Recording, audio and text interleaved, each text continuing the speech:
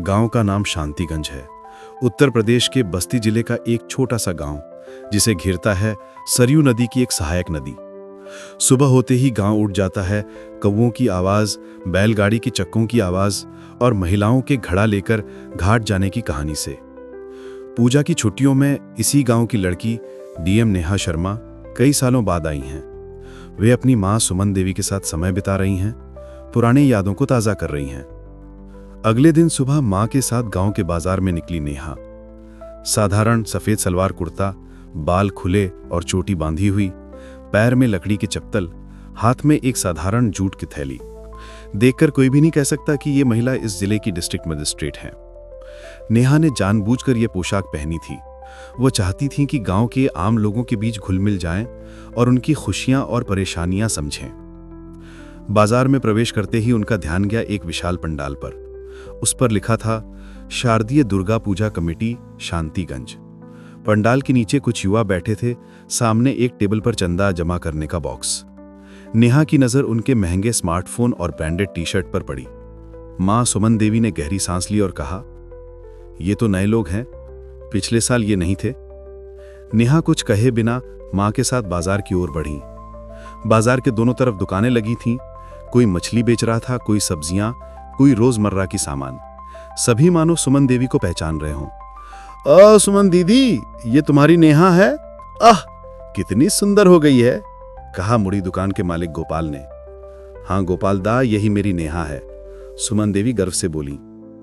नेहा सम्मानपूर्वक गोपाल को प्रणाम करती हैं। कैसे हैं काका? अच्छा हूं बेटी, तुम शहर में अच्छी हो ना? तभी नेहा की नजर पड़ी श्याम सुंदर मिठाई भंडार की दुकान पर। दुकान अभी भी है। देखकर नेहा की आंखें चमक उठीं। दुकान के सामने टिन का एक साइन बोर्ड लटका था, जिस पर जर्जर अक्षरों में दुकान का नाम लिखा था। दुकान पहले से भी जर्जर दिख रही थी।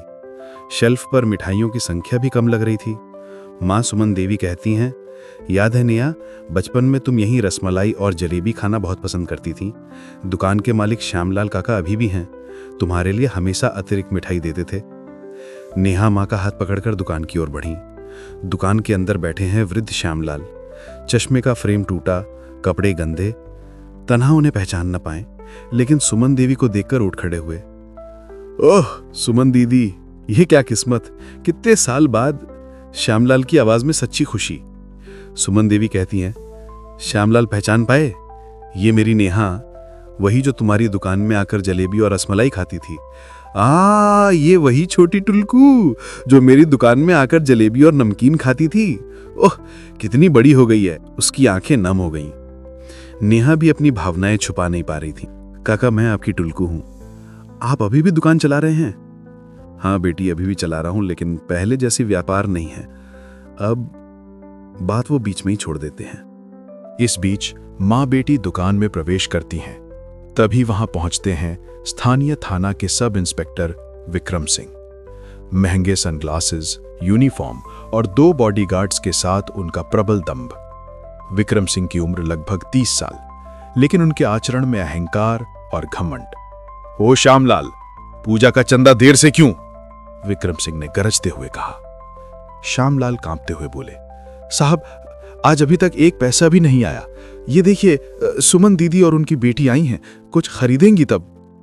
दया की जरूरत नहीं, विक्रम सिंह चिल्लाए। पूरा बाजार दे चुका, तुम अकेले बाकी। आज ही चंदा कहना होगा। तुम्हें पता नहीं मैं कौन हूं?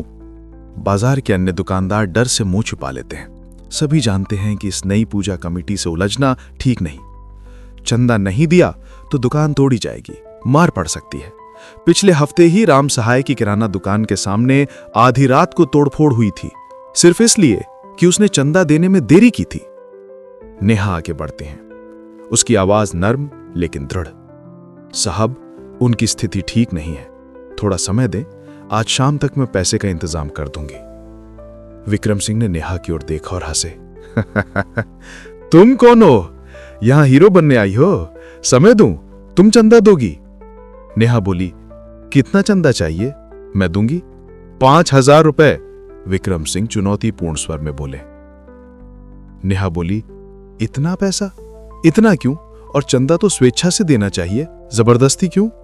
इस पर विक्रम सिंह गुस्से में आग की तरह भड़क उठे। उन्होंने नेहा के कंधे पर जोर से धक्का दिया और कहा, यहां से निकलो। तुम कौन इतनी बात करने की? नहीं तो थाना ले जाऊंगा, देख लूंगा तुम कौन हो। नेहा धक्का खाकर एक तरफ गिरती हैं। मां सुमन देवी उन्हें पकड़ लेती हैं। चारों तरफ लोग डर से हट जाते हैं। नेहा की आंखों में क्रोध है, लेकिन वो खुद को संभालती है। उन्हें पता था इस समय अपनी पहचान बताने से पूरा सच सामने नहीं आएगा। विक्रम सिंह श्यामलाल की ओर मुड़ते हैं। कल सुबह तक समय दिया, नहीं तो तुम्हारी दुकान रहेगी नहीं, कहते हुए वह दुकान से 2 पैकेट रसमलाई ले गए। पैसा नहीं दिया। नेहा बिना कुछ कहे मां का हाथ पकड़कर वहां से चली गई, लेकिन उनका मन श्यामलाल काका की बचपन की यादों में डूबा रहा, जब वे नेहा को हर बार अतिरिक्त मिठाई देते और कहते, टुलकू तुम बड़ी होकर एक बड़ी अफसर बनोगी, हमारे गांव का नाम रोशन करोगी। अगले दिन सुबह नेहा फिर से वही साधारण कपड़ों में स्थानीय थाना गईं। थाना गांव के एक किनारे थोड़ा पुराना भवन। Duty officer constable Raghubir Singh को उन्होंने पूरी घटना बताई, एफआईआर दर्ज कराना चाहती थीं। रघुबीर सिंह, एक अनुभवी और थोड़े व्यंग्य प्रिय पुलिसकर्मी, ने नेहा की उपेक्षा की और बोले, यहां से चली जाओ, सब इंस्पेक्टर साहब के खिलाफ एफआईआर, पागल हो गई हो। नेहा जिद पर अड़ी, कानून सबके लिए समान है। उन्होंने मुझे धक्का दिया, धमकाया और एक वृद्ध दुकानदार से जबरदस्ती मिठाई ली। रघुबीर सिंह हंसते हुए बोले, कानून? यहां विक्रम सिंह साहब ही कानून हैं, और श्यामलाल की बात सुनकर अपना समय नष्ट मत करो, वे हमेशा शिकायत करते रहते हैं। तुम चली जाओ, नहीं तो झंझट में पड़ोगी। नेहा बोली, मुझे पता है मेरे अधिकार, आप मेरी शिकायत दर्ज करने के लिए बाध्य हैं। रघुबीर सिंह गुस्से में बोले, बस अभी यहां से निकलो, नहीं तो मैं तुम्हें गिरफ्तार कर दूंगा। नेहा ने थाना में रहकर कोई काम ना होते देखा, बेबस होकर वापस लौटी, लेकिन उनका मनोबल टूटा नहीं, बल्कि वे और अधिक दृढ़ हुईं इस भ्रष्टाचार को मिटाने के लिए। अगले दिन सुबह श्याम सुंदर मिठाई भंडार के सामने फिर से पहुंचे विक्रम सिंह। आज वे और गुस्से में हैं। कल तुम मेरे खिलाफ एफआईआर दर्ज कराने गई थी। विक्रम सिंह श्यामलाल की ओर गरजते हैं। आज तुम्हारी दुकान तोड़ दूंगा, देख लूंगा तुम्हारा साहस। विक्रम सिंह ने लाठी उठाई ही थी, तभी अचानक बाजार के सामने कई वाहन घिरे। एक एसयूवी, 2 पुलिस जीप और एक सरकारी कार। कार से उतरे एसपी अजीत शर्मा और उनकी टीम, साथ में जिला प्रशासन के अन्य उच्च पदस्थ अधिकारी। विक्रम सिंह ठिठक गए, साहब आप लोग।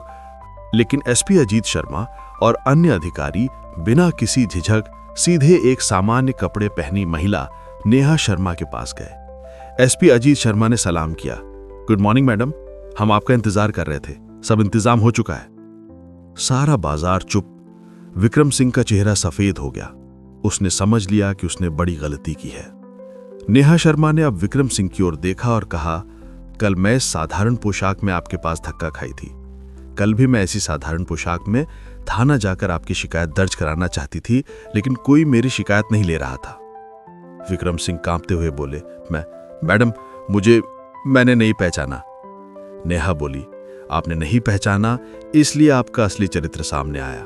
आप जनता लेकर गरीब दुकानदारों को परेशान करते हैं, महिलाओं के साथ दुर्व्यवहार करते हैं, कानून को खिलौना समझते हैं। एसपी अजीत शर्मा ने आदेश दिया, सब इंस्पेक्टर विक्रम सिंह, आपको तुरंत बर्खास्त किया जाता है। आपके खिलाफ कठोर दंडात्मक कार्रवाई होगी। पुलिस ने विक्रम सिंह की यूनिफॉर्म उतार दी, हाथों में हथकड़ी डाली। उपस्थित अन्य अधिकारी भी बहुत हैरान और डर गए। नेहा शर्मा ने बाजार के सभी दुकानदारों की ओर देखा और कहा, आज से कोई किसी के पास जबरदस्ती चंदा देने के लिए बाध्य नहीं है। कोई आपको धमकी देगा तो सीधे मेरे ऑफिस में संपर्क करें, मैं खुद इस मामले को देखूंगी। श्यामलाल काका ने नेहा के पैरों में गिरते हुए कहा, बेटी तुम आज हमारी सभी की इज्जत बचा ली। नेहा ने उन्हें उठाते हुए कहा, काका मैं आपकी ही बेटी हूं, मेरा कर्तव्य है आपकी जैसी लोगों की इज्जत बचाना। आप तो मुझे बचपन में हर बार अतिरिक्त मिठाई देते थे, आज मैंने सिर्फ अपना फर्ज निभाया।